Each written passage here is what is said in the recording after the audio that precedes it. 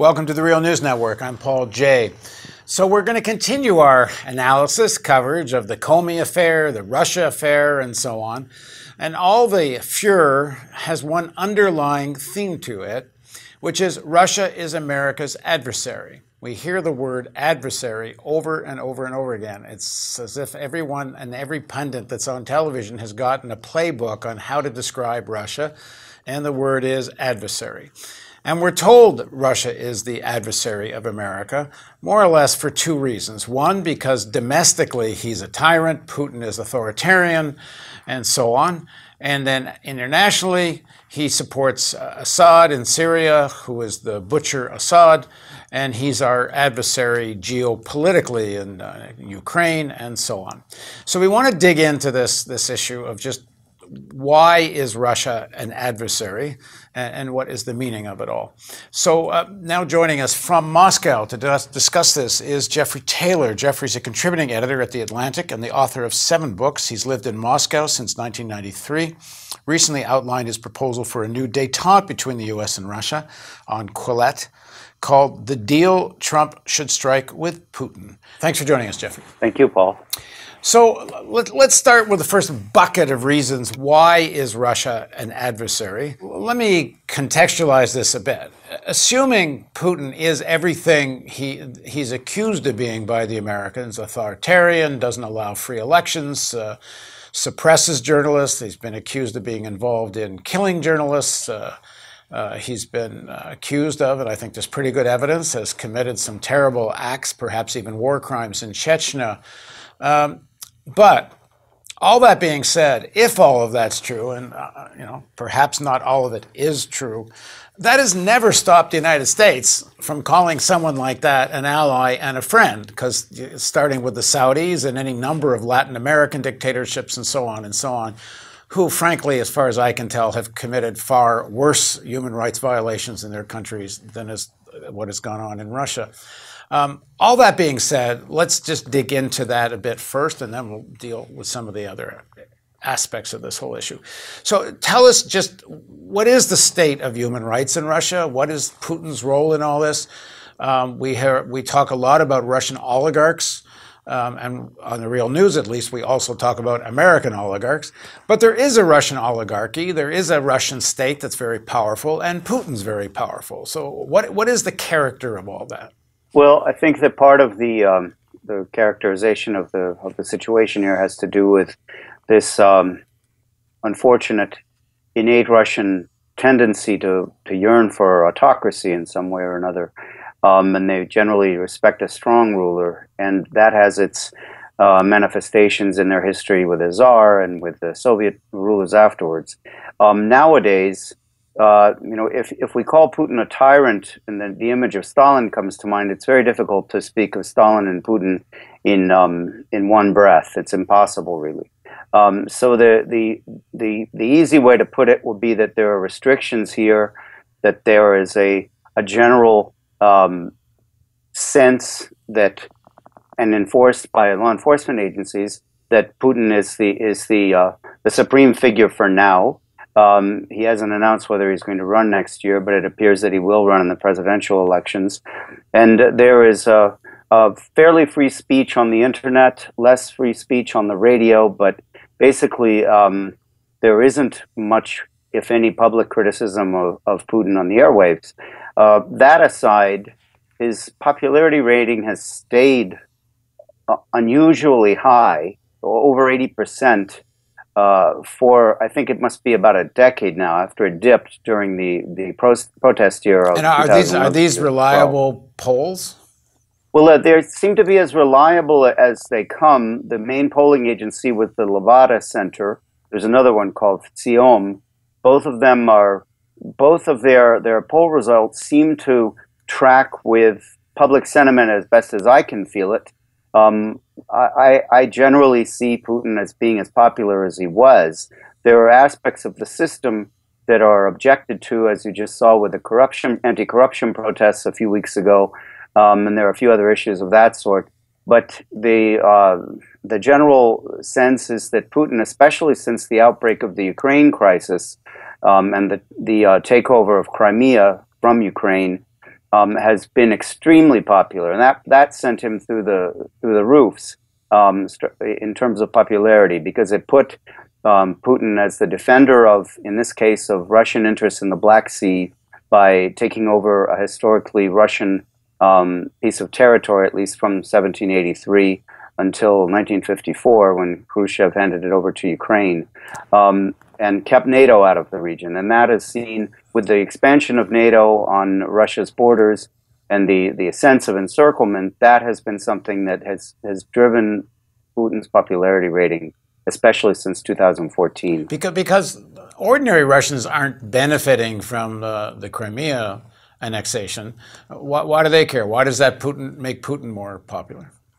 Well, I think Russians have, the average Russian is something of a geopolitical analyst in a way that Americans generally are not. And they take a lot of pride in their history and the stories about the Soviet defeat of Hitler in World War II, the repeated invasions that have come from the West, and that Russia has fought off.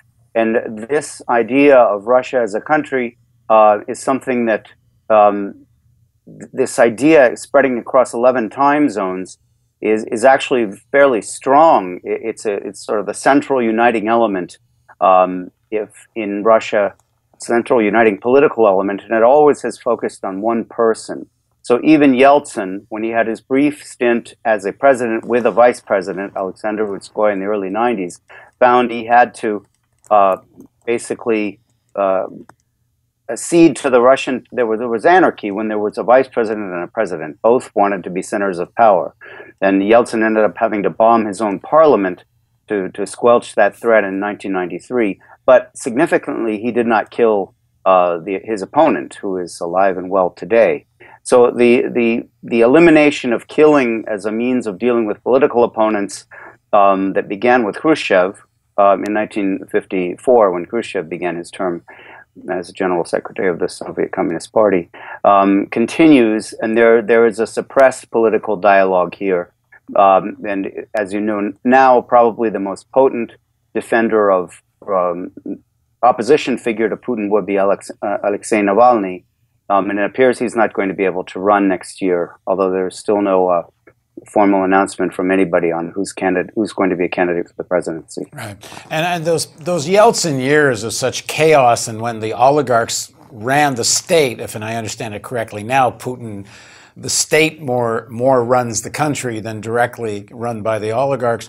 That must have been a great national embarrassment, I guess you could say, after decades. As much as many people didn't like the Soviet rule, although it's underestimated, I think, how many actually did like it, or later under Yeltsin became nostalgic for the Soviet Union. It must have been tremendously embarrassing to sort of nationalist psychology, national dignity, to be sort of seen as sort of an American colony practically and in disarray. Yeah, and that was when the expansion of NATO began under Clinton, although George W. Bush had James Baker promise to Gorbachev that he wouldn't expand NATO when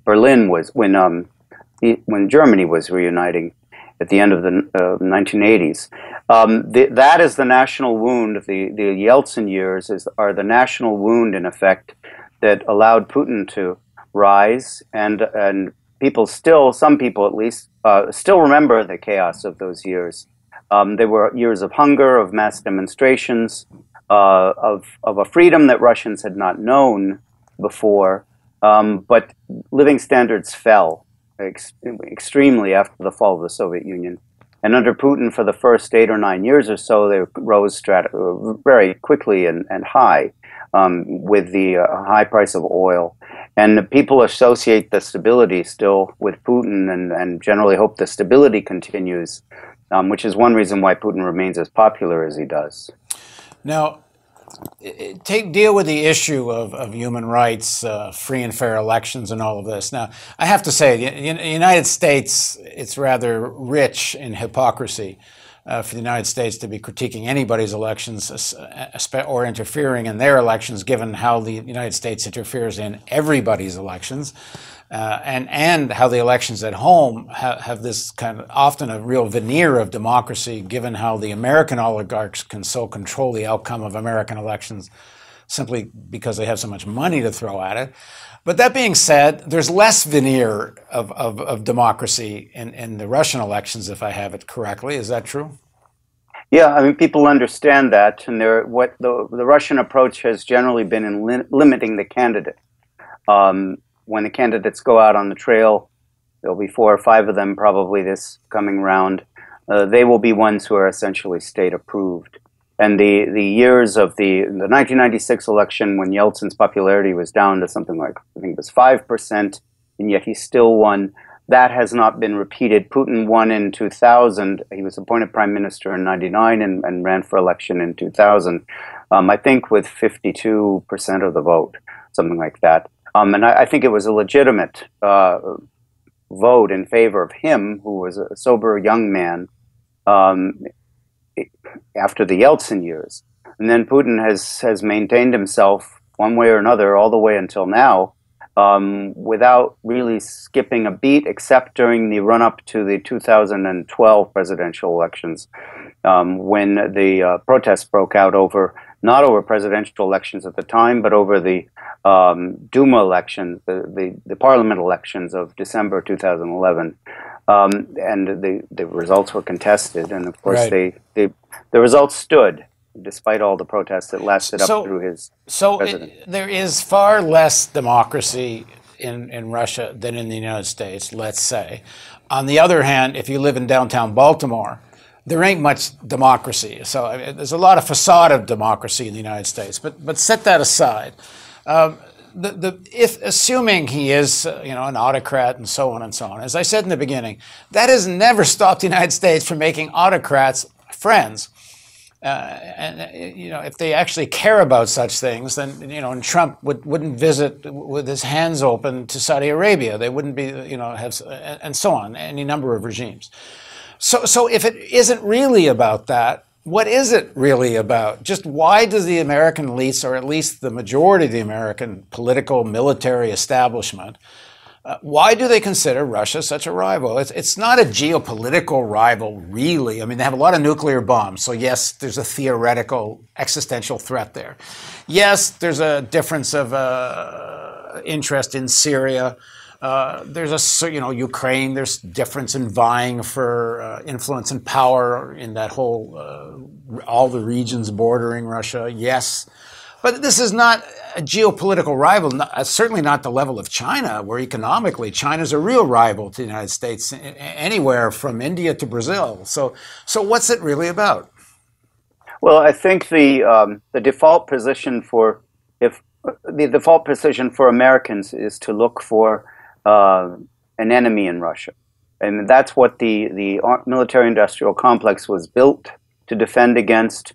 And Eisenhower warned about that as he was leaving office, and Kennedy couldn't get a handle on it, and it appears to have grown only steadily since then. And as you've pointed out in other broadcasts, you don't need aircraft carriers to fight ISIS or any of the other terrorist threats that occasionally pop up in the Middle East, in the United States. But you do need all of these things to potentially confront Russia.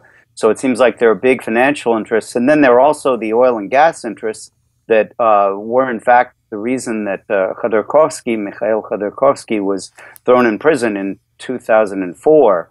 I believe he was talking with Exxon about selling them large shares of Russia's oil industry at the time, and Russia had already been through a chaotic period when Russian oligarchs controlled the oil industry, and they weren't paying taxes during the Yeltsin years, and that was causing a lot of delays with salaries and demonstrations and even some riots here in Moscow. And so there's a rivalry for the resources that Russia has, which are obviously tremendous in gas and oil and all kinds of minerals. And Russia is a country that doesn't play ball with the United States, and because of its nuclear arsenal, there's only so far the United States is willing to go. And so there's this standoff that's existed pretty much since Putin began reasserting control over the energy industry and the other resources that Russia has, that the United States has interest in, and it still does, but not in the commanding way it had in the 90s. I mean, maybe I'm naive, but to think that Russia, for example, is somehow going to take over Europe, replace the American influence in Europe. It seems ridiculous, but there was very interesting WikiLeaks back and forth between, which I think explains a lot of why there was a war in Libya, which had I believe it was the American ambassador in either Tripoli or Rome, talking about how Gazprom was using the Italian oil company, I believe it was Eni, and Eni had maybe the major oil and gas concession in Libya, and the Gazprom was going to actually take over that concession, but it would still look like an Italian company, and the WikiLeaks cable from the U.S. ambassador says Gazprom is using the Italians as a stalking horse, and to quote, to tighten the energy noose around Europe. This is the language of seeing Russia as a really aggressive power, as the way I think they mischaracterized the Soviet Union. The Soviet Union was never marching into Europe, but they acted that way. But it sounds like they really internalized this stuff, that it's not just a convenient argument. They really seem to see Russia as this kind of a rival that could, somehow vie for influence in Europe or power in Europe. Well, the Soviet Union did occupy did set up the People's Republics from Bulgaria through Poland. So there was a presence in Europe, but at the time the pipeline, if you remember, that was being built during the Reagan-Gorbachev era. Reagan was warning the Europeans not to get their energy from Russia, because Russia would then the Soviet Union would then theoretically be able to blackmail Europe.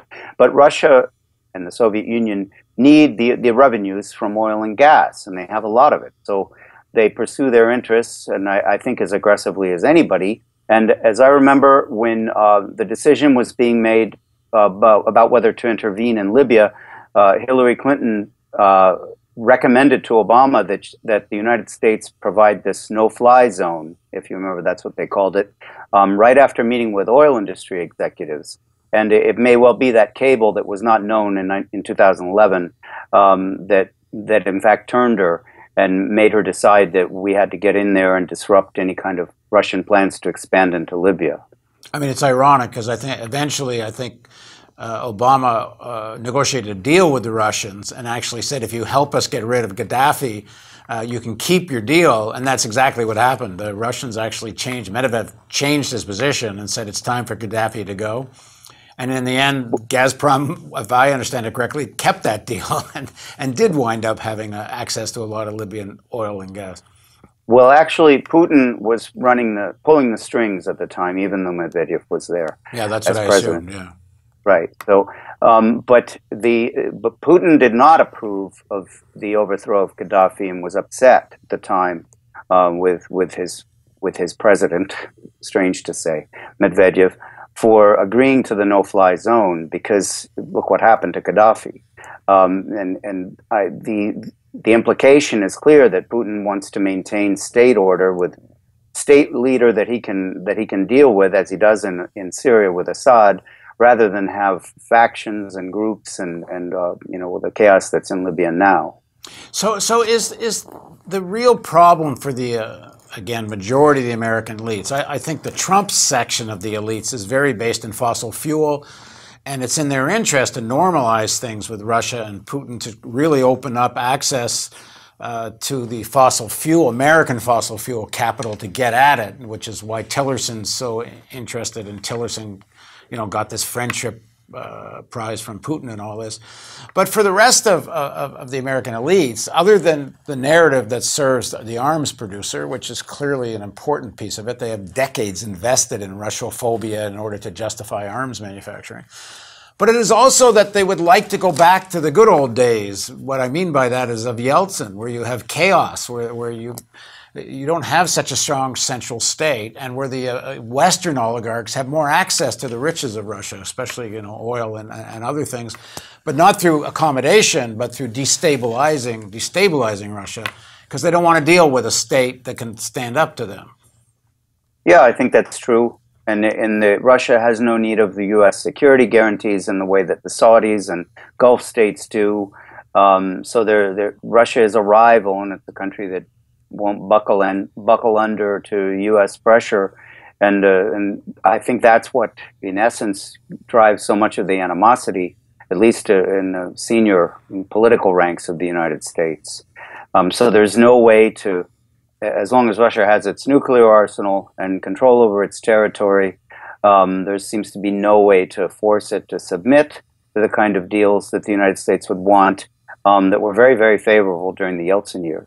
And this seems to be enough, other than normal partisan politics. The fact that Trump wants to do this energy play and come to accommodation with Russia, and perhaps it also fits into his geopolitical strategy, which is, Islamic global war against Islamic terrorism and Bannon's global war against Islamic fascism.